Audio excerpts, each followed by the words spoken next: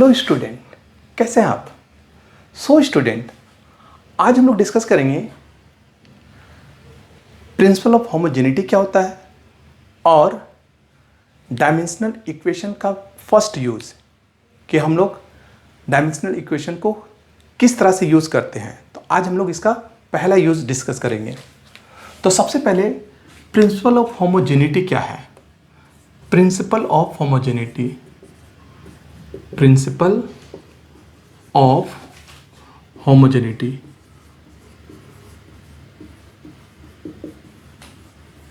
ये क्या कहता है? ये कहता है स्टूडेंट कि कोई भी फिजिकल इक्वेशन होते हैं, वो फिजिकल इक्वेशन डायमेंशनली तब कहलाएंगे जब उस इक्वेशन के हर एक टर्म का dimensional formula either side of the equation should be same. यानी LHS में जितने टर्म्स होंगे उनका डायमेंशनल इक्वेशन, डायमेंशनल फॉर्मूला, और RHS में जितने टर्म्स होंगे उनका डायमेंशनल फॉर्मूला इक्वल होना चाहिए, सेम होना चाहिए, तभी वो फिजिकल इक्वेशन डायमेंशनली करेक्ट कहलाता है। तो क्या है principle? According to this principle, according to this principle, a physical equation, a physical relation भी कह सकते हैं, physical relation or equation is said to be dimensionally correct,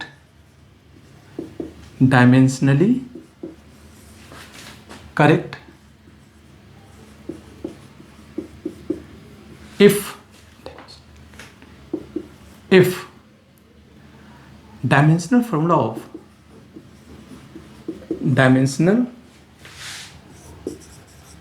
formula of each and every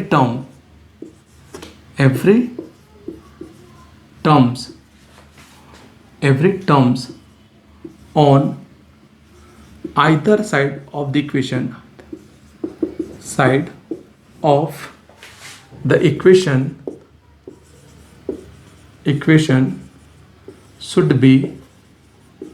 should be same। ठीक है, should be same. यानी ये कहता है कि कोई भी फिजिकल इक्वेशन तभी करेक्ट होगा जब LHS के हर टर्म का डायमेंशनल फॉर्मूला और RHS के हर टर्म का डायमेंशनल फॉर्मूला इक्वल होगा।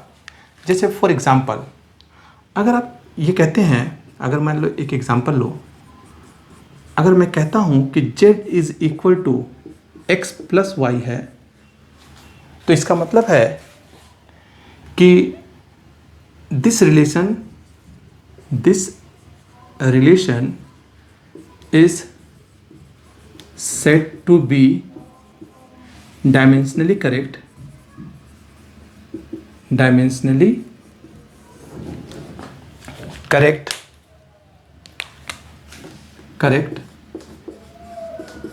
if dimensional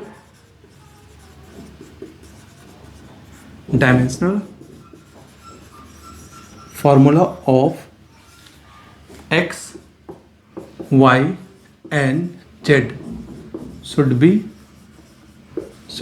same, तभी ये करेक्ट हो सकता है, अदरवाइज ये इक्वेशन इनकरेक्ट होगा। ये प्रिंसिपल ऑफ होमोजेनिटी कहता है कि अगर ये एक फिजिकल रिलेशन है तो ये डायमेंशनली तब करेक्ट कहलाएगा जब LHS के हर एक टर्म का डायमेंशनल फॉर्मूला और RHS के हर एक टर्म के डायमेंशनल फॉर्मूला इक्वल हो, सेम हो, तो ये डायमेंशनली करेक्ट होंगे। ये आपका प्रिंसिपल ऑफ होमोजेनिटी है। ओके, नाउ अब हम लोग देखते हैं student use of dimensional equation. First use of dimensional equation.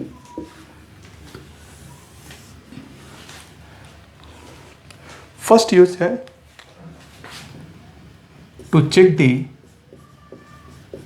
to check the correctness of physical formula. Physical formula. To check the correctness of physical formula. Physical formula देखिए कैसे, एक example लेते हैं। जैसे हमारे पास एक एग्जांपल है t is equal to 2 pi under root L by G. ठीक है, अब मुझे ये चेक करना है कि ये जो रिलेशन है, ये जो इक्वेशन है, वो करेक्ट है या इनकरेक्ट है। तो इसके लिए प्रिंसिपल ऑफ होमोजेनिटी क्या कहता है कि अगर LHS का हर एक टर्म का डायमेंशनल फॉर्मूला और RHS के हर एक टर्म का डायमेंशनल फॉर्मूला इक्वल हो गया तो वो रिलेशन डायमेंशनली करेक्ट होगा। ये प्रिंसिपल ऑफ होमोजेनिटी कहता है। तो आइए देखते हैं क्या ये प्रिंसिपल ऑफ होमोजेनिटी के रूल्स को फॉलो कर रहा है। अगर फॉलो करेगा तो करेक्ट और अदरवाइज ये इनकरेक्ट हो जाएगा। तो इसके लिए आप सबसे पहले लिखो LHS। LHS में क्या है, ये T है, ये है time period of simple pendulum. आपको ये पेपर में दिया रहेगा कि ये L क्या है, ये G क्या है, ये T क्या है। तो यहाँ पर मैं आपको बताता जा रहा हूँ कि जो T है वो time period of a simple pendulum है। तो टाइम पीरियड है इसलिए इसका डायमेंशनल फॉर्मूला होगा M0 L0 T1। ये हुआ LHS का डायमेंशनल फॉर्मूला। अब लिखते हैं हम लोग RHS में कौन सा टर्म है पहले उसे लिखिए। तो 2 pi under root L by G, एक ही टर्म है। ठीक है, अब देखिए ये है 2 पाई और हम लोगों ने ये डिस्कस किया है कि 2 पाई का कोई डायमेंशनल फॉर्मूला नहीं होता है, इसलिए ये तो न्यूमेरिकल वैल्यू है, इसका कोई डायमेंशनल फॉर्मूला नहीं होगा, इसको हटा दीजिए। अब बात करते हैं यहाँ पर L यानी लेंथ ऑफ द पेंडुलम है, तो जिसका डायमेंशनल फॉर्मूला होगा M0 L1 T0 और नीचे है G acceleration due to gravity यानी एक्सेलरेशन, तो इसका डायमेंशनल फॉर्मूला होता है M0 L1 T-2 और इसके ऊपर रूट है। रूट का मतलब होता है हाफ पावर, तो ये हाफ पावर हो जाएगा। अब हम इसका सिंप्लीफिकेशन करेंगे तो देखिए ये m पर पावर 0 m पर पावर 0 है, तो ये m पर पावर 0 ही रह जाएगा। ये l पर पावर 1 है, l पर पावर 1 है तो डिवाइड हो रहा है, इसका मतलब पावर माइनस होगा, तो ये भी 0 हो जाएंगे। ठीक है, और ये देखिए ये t पर पावर -2 नीचे है, इसको उठा के ऊपर ले जाओ तो ये हो जाएगा आपका माइनस है तो ऊपर जाके प्लस हो जाएगा, तो +2। इस पर पावर कितना है, हाफ। अब जैसा कि आपको पता है कि पावर से पावर हमेशा मल्टीप्लाई होते हैं, तो जब आप इसको मल्टीप्लाई करोगे तो ये हो जाएगा m पर पावर 0 l पर पावर 0 और t पर पावर 1। तो ये हुआ RHS। अब हम लोग क्या देख रहे हैं कि जो LHS का डायमेंशनल फॉर्मूला है वही डायमेंशनल फॉर्मूला RHS का भी है। तो आप कह सकते हो कि LHS is equal to RHS। तो हम ये कहेंगे कि relation is dimensionally correct. Hence हम लोग कहेंगे कि जो रिलेशन है, रिलेशन इज डायमेंशनली करेक्ट।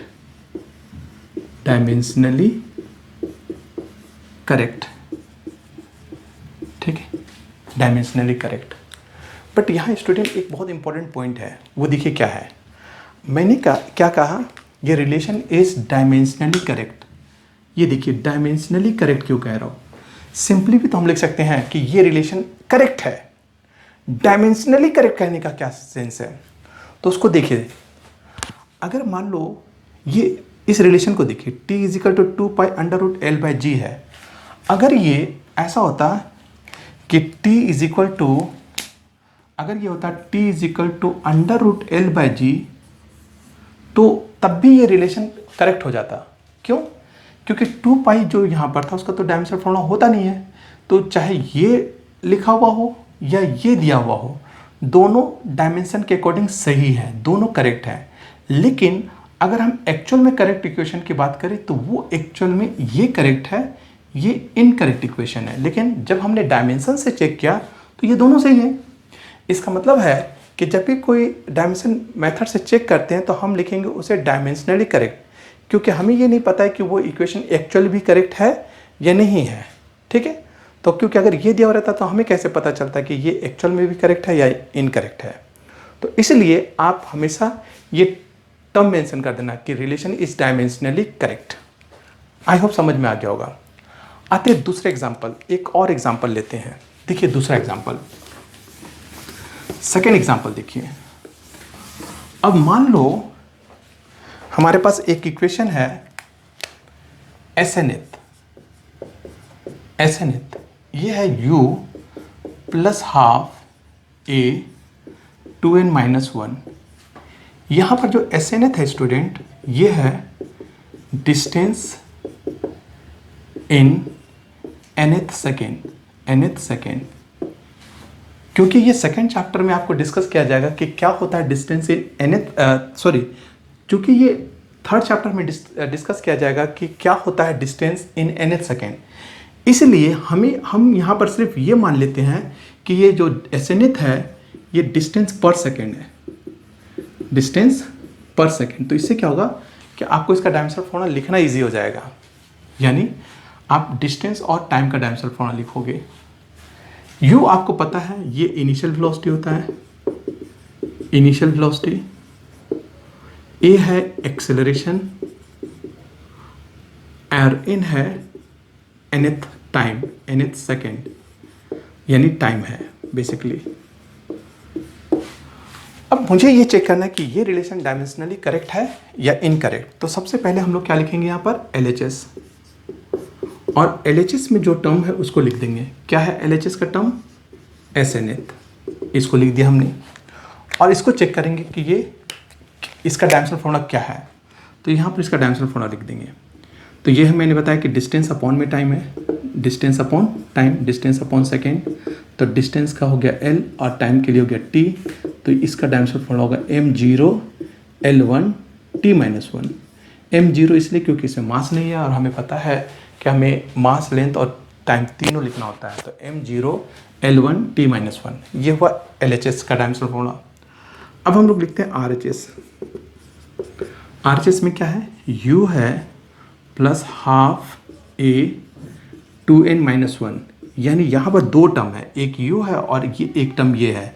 अब प्रिंसिपल ऑफ होमोजेनिटी के अकॉर्डिंग जो इसका डायमेंशनल फॉर्मूला हो वही अगर इसका भी डायमेंशनल फॉर्मूला होगा और वही डायमेंशनल फॉर्मूला इसके इक्वल हो गया तो relation will be dimensionally correct.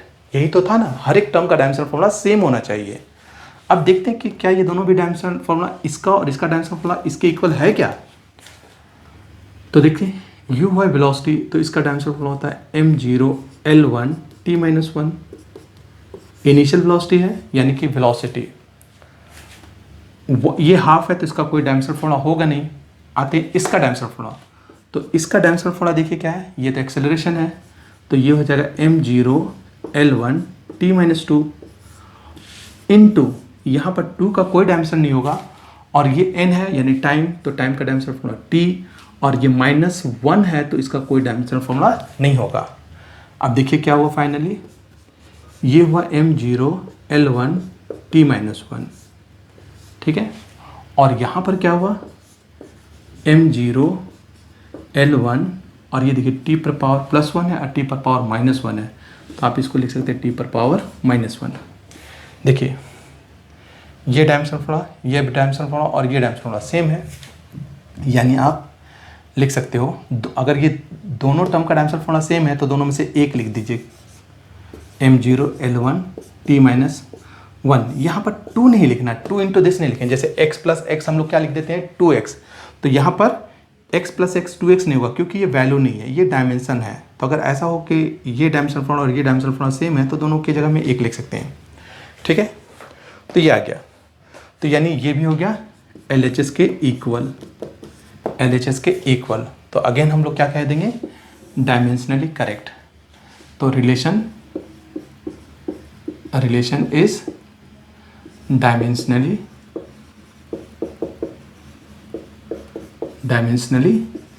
Correct. तो इस तरह से हम लोग फर्स्ट इक्वेशन को यूज़ करते हैं। तो इस पर हम लोग जितने भी टाइप के क्वेश्चन आएंगे उसको आसानी से सॉल्व कर सकते हैं। सिर्फ आपको क्या करना है, LHS में क्या है उसका डायमेंशनल फॉर्मूला लिखना है RHS में जितने टर्म्स हैं उनके डायमेंशनल फॉर्मूला लिखने हैं। अगर RHS के हर एक टर्म का डायमेंशनल फॉर्मूला LHS से मैच कर जाता है तो रिलेशन इज डायमेंशनली करेक्ट, तो करेक्ट लिख दीजिएगा। तो आई होप आपको ये लेक्चर समझ में आ गया होगा। तो अगर आपको ये लेक्चर समझ में आया तो प्लीज़ इस लेक्चर को लाइक कीजिए और अपने फ्रेंड सर्कल के बीच में इसे शेयर करना ना भूलें, और साथ ही साथ मेरे चैनल को सब्सक्राइब करना भी ना भूलें। सो नेक्स्ट क्लास में मिलते हैं डायमेंशनल फॉर्मूला के नेक्स्ट यूज़ पर, यानी नेक्स्ट क्लास में हम लोग देखेंगे डायमेंशनल इक्वेशन का सेकंड यूज़, जो कि अनदर वेरी इंपॉर्टेंट टॉपिक होगा। तो मिलते हैं नेक्स्ट क्लास में। Thank you.